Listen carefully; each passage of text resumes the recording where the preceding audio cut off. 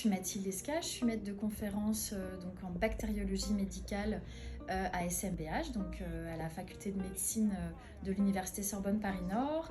Et donc je fais ma partie hospitalière à l'hôpital Avicenne au laboratoire de bactériologie.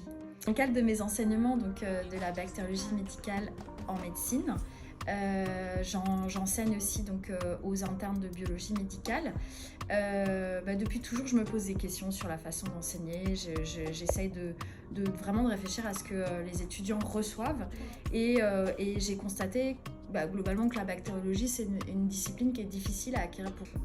Et donc, j'ai eu l'idée de créer un jeu pour pouvoir leur permettre d'être plus ludique, d'être dans une action plus ludique, déjà d'être dans une action, et aussi de leur permettre des interactions entre eux.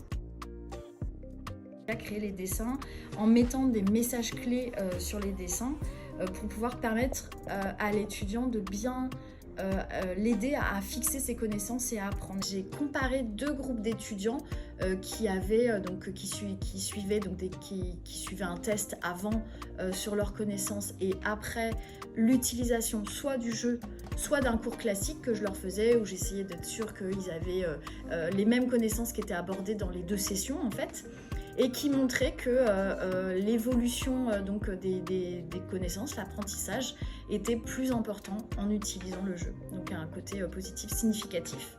Fin 2021 et en 2022, on a édité le jeu après 2000 exemplaires et il a été distribué dans toutes les universités de médecine et pharmacie en France pour être utilisé dans les enseignements.